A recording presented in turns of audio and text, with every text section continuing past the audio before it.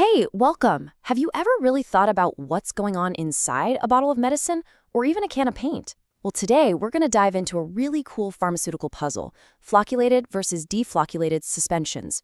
We're going to get into the science of why some of these liquids mix up perfectly and why others just turn into a solid brick at the bottom. So let's just jump right in with a question you've probably faced even if you didn't know the science behind it. You know when you grab a bottle, you see that thick gunk at the bottom, and you shake it, and you keep shaking, and absolutely nothing happens? So why? Why do some of these suspensions form that hard, totally useless cake? That is the number one problem we're going to figure out today. Okay, to get to the bottom of this, we've got to meet our two main characters. And first up, we have the flocculated suspension. Now, the big idea here is teamwork. In this kind of suspension, the little solid particles, they don't like to be alone. They actually prefer to stick together in groups. Let's break down how that actually works. So first, all those tiny individual particles link up and form these light, airy clusters that we call flocks. You can kind of think of them like little fluffy snowballs.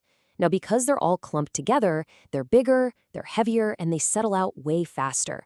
But, and this is the really important part, they don't pack down tightly. Instead, they build up this loose, kind of fluffy layer of sediment at the bottom. All right, now let's flip the coin and look at the total opposite scenario with our second character, the deflocculated suspension. So if flocculated particles are a team, then you can think of these deflocculated particles as, well, stubborn loners. They want absolutely nothing to do with each other and are determined to go it alone.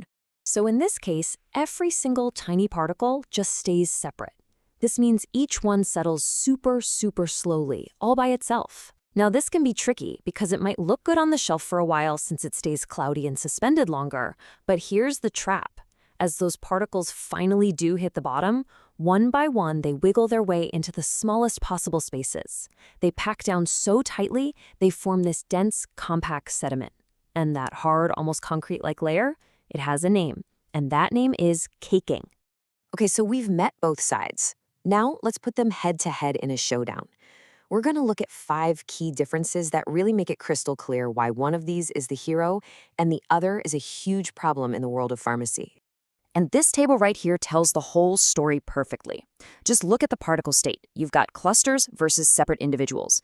That one difference directly causes the next one, the settling rate. It's fast for those group clusters and super slow for the loners.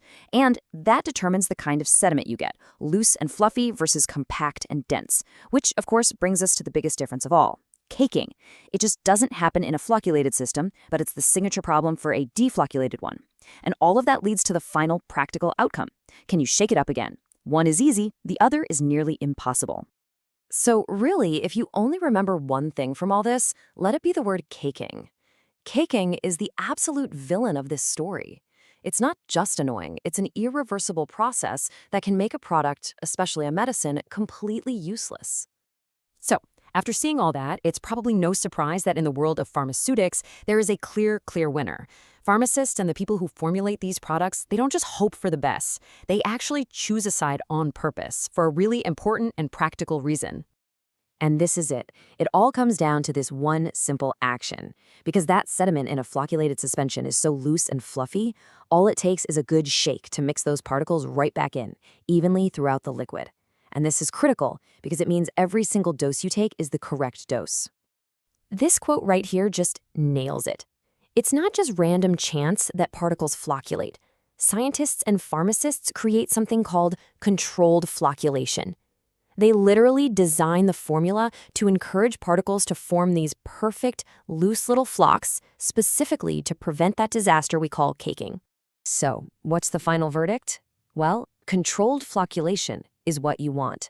It's the preferred method because it stops that irreversible caking and makes sure the medicine can actually be mixed properly and given safely. On the other hand, deflocculation is what you avoid. That hard cake it forms doesn't just make the product useless, it can actually make it unsafe because you have no way of knowing if you're getting the right dose. So I'll leave you with a final thought.